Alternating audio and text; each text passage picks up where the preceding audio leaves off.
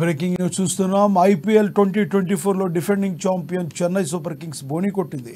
చెన్నై వేదికగా జరిగిన తొలి పోరులో ఆర్సీబీపై గైక్వాడ్ సేన 6 వికెట్ల తేడాతో ఘన విజయం సాధించింది.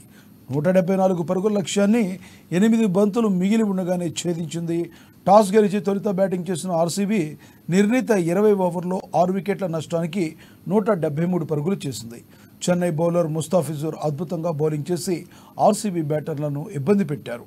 కేవలం 29 పరుగులు మాత్రమే ఇచ్చి 4 కీలకమైన వికెట్లు తీశాడు. దీంతో ఒకానొక దశలో ఆర్సీబీ స్కోరు బోర్డు నెమ్మదించింది. అయితే అనుజ్ రావత్, దినేష్ కార్తిక్ ఇద్దరు కలిసి 6వ వికెట్కు 95 పరుగుల రికార్డు భాగస్వామి నెలకొల్పడంతో ఆర్సీబీ కోలుకుంది. ప్రత్యర్థి చెన్నై ముందు 174 పరుగుల లక్ష్యాన్ని ఉంచింది.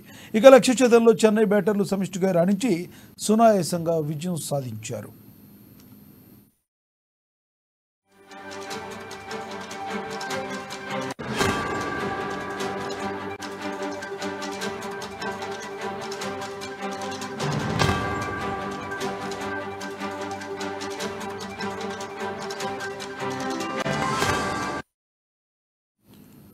ఐపీఎల్ 2024లో డిఫెండింగ్ ఛాంపియన్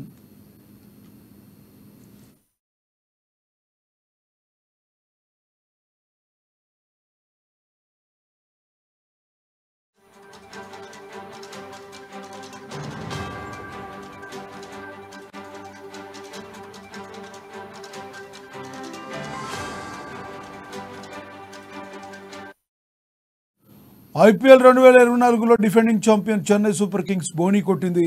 చెన్నై వేదికగా జరిగిన తొలి పోరులో ఆర్సీబీపై గైక్వాడ్ సేన 6 వికెట్ల తేడాతో ఘన విజయం సాధించింది. 174 పరుగుల లక్ష్యాన్ని 8 బంతులు మిగిలి ఉండగానే ఛేదించింది.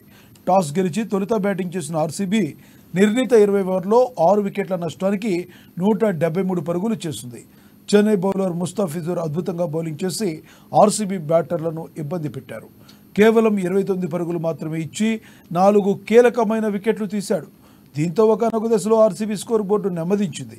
అయితే అనుజ్ రావత్, దినేష్ కార్తిక్ ఇద్దరు కలిసి 6వ వికెట్కు 95 పరుగుల రికార్డు భాగస్వామి నెలకొల్పడంతో ఆర్సీబీ కోలుకుంది. ప్రత్యర్థి చెన్నై ముందు 174 పరుగుల లక్ష్యాన్ని ఉంచింది.